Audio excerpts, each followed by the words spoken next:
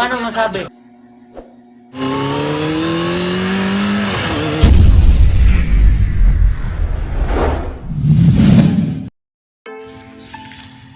Yan yung motor natin. So, gandang araw sa yung lahat dyan mga sir. So, yun nga pala mga sir. Punta pala tayo ngayon sa Ipil para i-pick up na natin yung in-order natin mga sir. Kasi nag-text na yung LBC sa akin kanina na pwede ko na daw ma-pick up yung pinadala sa atin mga sir. Eh, nag-order kasi tayo ng helmet mga sir. So, excited na akong makita at magamit yan. Mamurahin lang naman yung mga sir, pero syempre, kapag gusto natin yung isang bagay, excited talaga tayo mga sir. So, puntahan na natin yun mga sir.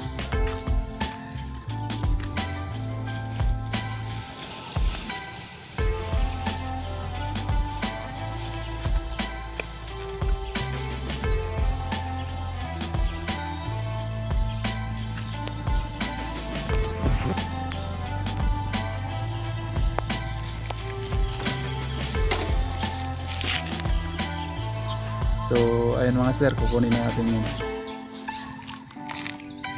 Ay, naiwan ko pala yung susi. Kunin ko muna mga sir.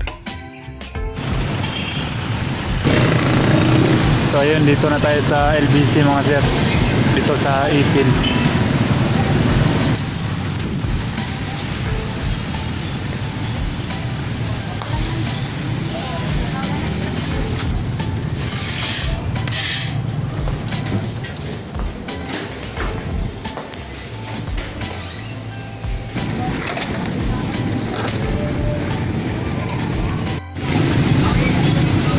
So ayan mga sir, nakuha na natin ang ating in-order na helmet. So excited na ako makita to mga sir. So kaya uwi na tayo para mabuksan na natin to. Let's go mga sir. 82 kilometers later. So ayan mga sir, nakaway na pala tayo no. Nandito na tayo ngayon sa ating pinakamalaking kwarto. So kasya dito dalawang tao mga sir. Excited na akong makita ito mga sir. Ano kaya laman ito?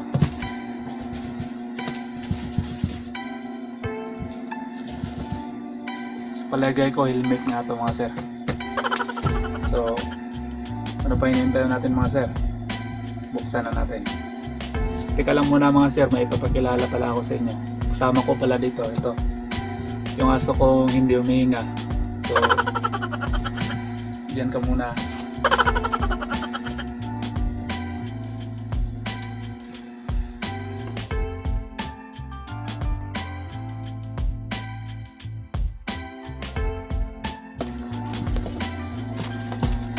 So, ito na mga sir.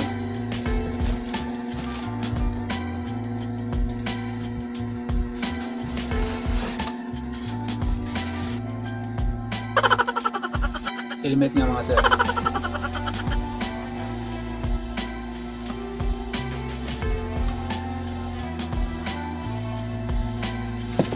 Yun. This is it. Gago! So, tama po ang kulay mga sir. Ito talaga yung in-order ko. Matte black. Ayan, XL din mga sir. Ayan. Meron na siyang ayan, ICC sticker mga sir, tsaka DOT yung size nya. So, bago nga pala ang lahat mga sir, no, nabili ko pala ito sa halagang 2,600 mga sir.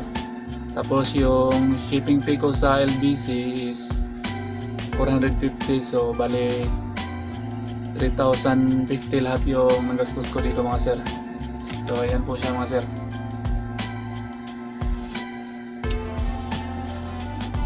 Ayan.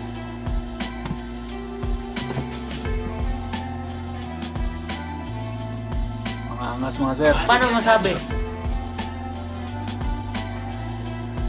Shoutout nga pala sa sealer nito mga sir, si Sir GP. Iwan ko kung tama ba yung pangalan niya. Teka lang, tingnan natin. Nandito pala yung pangalan niya mga sir. Tingnan natin. So ayun, si Sir GPC Dilar from Luzon Avenue. Ano to? Old Balara. Hindi ko alam kung tama ba to yung address niya mga sir. So meron pala siyang account sa Shopee mga sir. Yun pa rin ang pangalan niya, GP. Pero hindi ako naka-order doon sa Shopee kasi nga baka matagalan dumating dito sa atin dito sa Mindanao. So nag-PM na lang ako sa kanya. Bali pinadala niya sa akin through LBC, tapos COP po mga sir. Doon ako nagbayad sa LBC pag-pick up ko nito. So maraming salamat kay Sir GP. Ayos naman dumating yung helmet mga sir, wala namang gas-gas. Yun.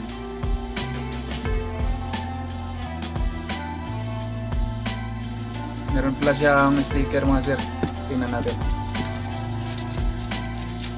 Ito yung sticker niya mga sir. Yan, dalawang piraso.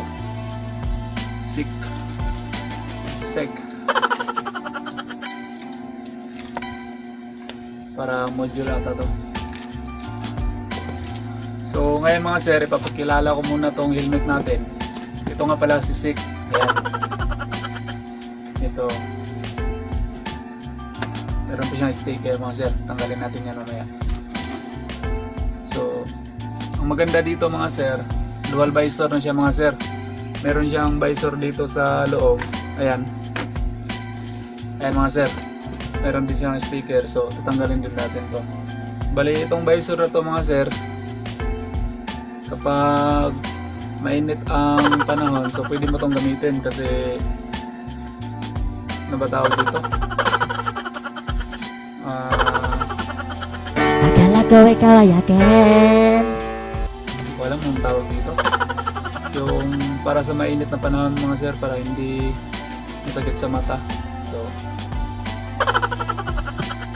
nandito lang po yung ano niya mga sir, sheets niya.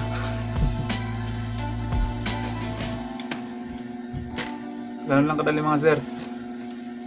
Itulak lang natin pataas. Yun. Lalabas na yung parang sunglass niya sa loob mga sir. So ayun mga sir, isa pa sa pinakagusto ko nitong helmet na to, pwede natin to gawing half face helmet mga sir. Merong button dito mga sir. Tutulak lang natin to. Ayan na po. Ayan, naging half face na po siya. Kahit naka half face po siya mga sir, pwede natin gamitin yung maliit na visor mga sir. Sana yun. Ito. Ayan.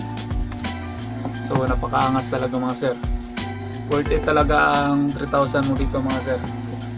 Bali hindi po to sponsor video mga sir. Matagal ko na talaga itong gustong gawin. Gustong bilhin to mga sir. Kaso wala pa tayong pera.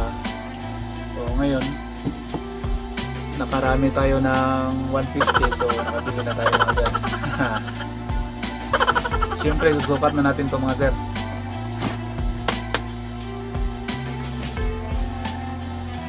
Saka nga pala mga sir, yung lock niya nga pala dito mga sir, hihilahin lang natin tong kulay pula mga sir. Ayun, bukas na. Metal pala to mga sir, hindi to plastic. Tsaka maganda yung ginamit nila na pila mga sir, hindi masakit sa balat. So sukatan natin.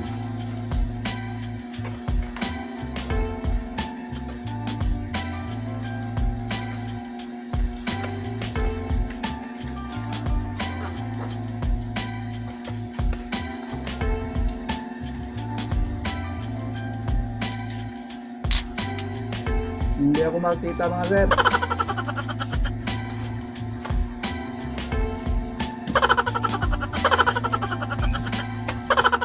Napakaayos mga sir. Medyo masikip siya sa pagpasok mga sir, pero kapag nasuot mo na, komportable yung ulo ko dito mga sir.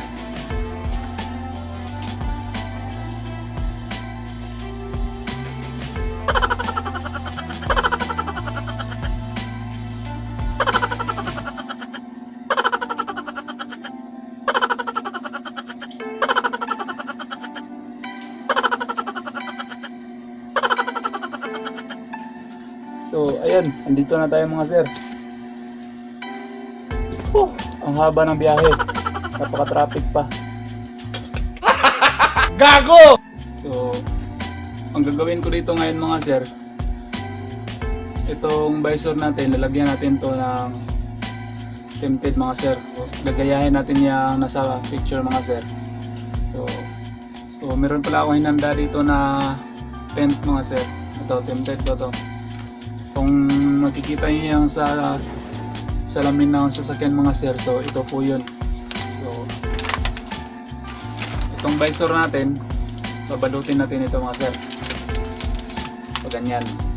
Meron naman talagang binibintang kulay itim na visor mga sir, pero wala pa tayong pangbili. So DIY muna tayo mga sir. So tanggalin natin tong sticker.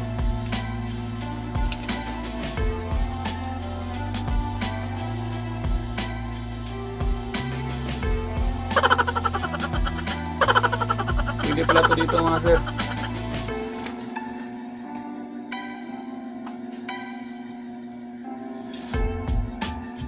So ito siguro maganda. Sakto lang sa mata. So ayan siya mga sir.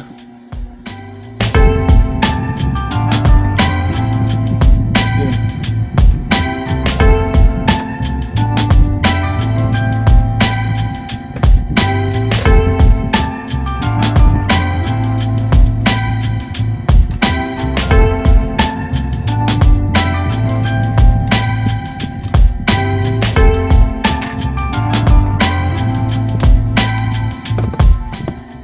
Ipapakita ko sa inyo yung loob niya mga sir. Ayan.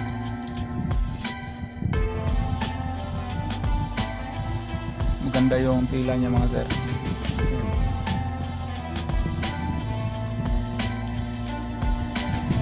Tapos yun palang tinutulak dito mga sir para ma-open yung harapan niya mga sir. Ito po yun. Ito. Tulak nyo lang mga sir pag ganyan. Tapos pwede nyo na hilain pataas mga sir.